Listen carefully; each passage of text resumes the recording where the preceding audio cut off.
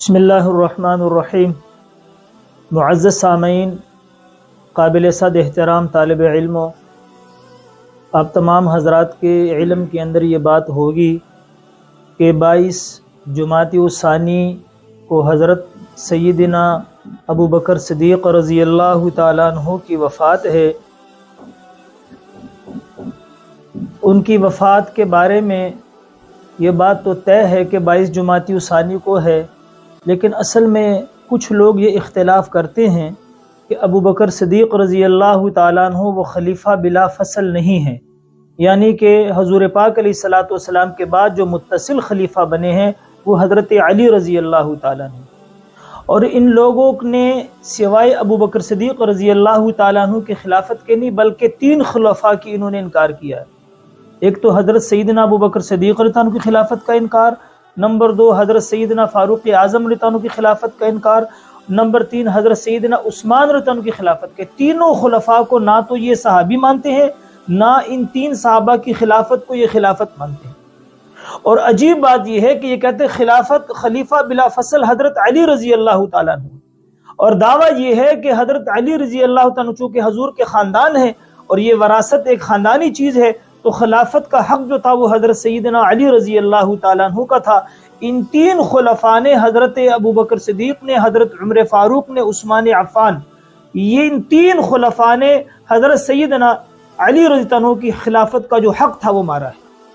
حالانکہ زیادہ لمبی بحث میں نہیں جاتا، صرف مختصر اس عنوان کے مطابق ایک بات عرض کروں گا، چونکہ ہمارا جو عنوان ہے اور موضوع وہ یہ ہے کہ حضرت ابو بکر صدیق رضی اللہ عنہ کی وفات کے بارے میں لوگوں کو یہ بتانا، جیسے عام طور پہ کچھ حضرات نے سیدنا حسین رضی اللہ عنہ کی شہادت کو اتنا اچھالا ہے، 3 دن چھٹیاں ہوتی ہیں ہمارے ملک میں، ہر ایرے غیرے نتھو غیرے کو بھی پتہ چل جاتا ہے کہ چونکہ آج 10 محرم ہے اور آج حضرت سیدنا حسین رضی اللہ عنہ کی شہادت ہے۔ لیکن افسوس یہ ہے کہ یہ ملک جو کلمے کے نام پہ لیا گیا تھا اور ہمارے بڑوں نے اس کے لیے قربانیاں اس لیے دی تھیں کہ اس میں اللہ اور اس کے رسول کا قانون نافذ ہوگا، اس بنیاد پر قربانیاں دی گئیں۔ لیکن آج ہمارے ملک کے اندر یہ بھی ہمارے مسلمانوں کو نہیں پتہ ہوتا کہ ہمارے یہ جو 3 خلفاء ہیں جو حضرت علی رضی اللہ عنہ سے مقدم ہیں،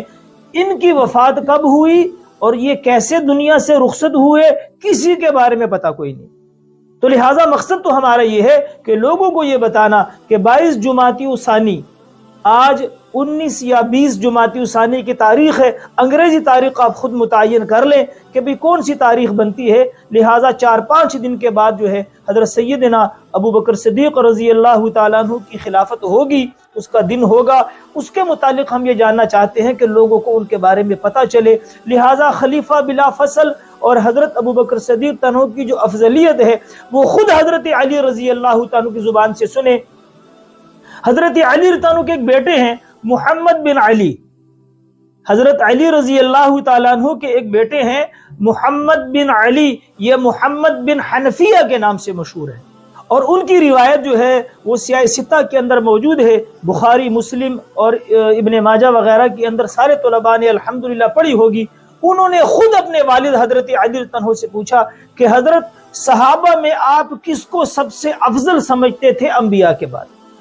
سوال کون کر رہا ہے؟ حضرت محمد، جو حضرت علی رضی اللہ عنہ کی شجاعت کے وارث بھی ہیں اور بیٹے بھی ہیں۔ سوال کس سے ہو رہا ہے؟ حضرت علی رضی اللہ عنہ سے۔ عجیب بات ہے کہ حضرت علی رضی اللہ عنہ کو کوئی تکلیف نہیں، تکلیف ان بیچاروں کو ہو رہی ہے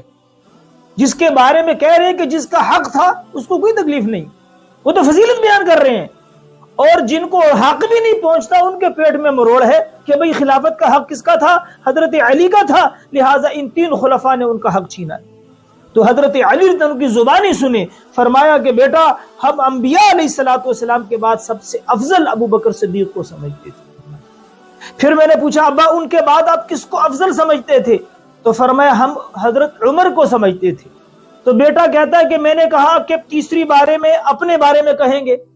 تو میں نے کہا کہ حضرت تیسرے تو آپ ہی ہوں گے۔ فرمائے نہیں، میں تو ایک عام مسلمان، ایک عام صحابہ میں سے ایک عام صحابی ہوں، تیسرا نمبر جو ہے وہ تو حضرت عثمان غنی کا ہے۔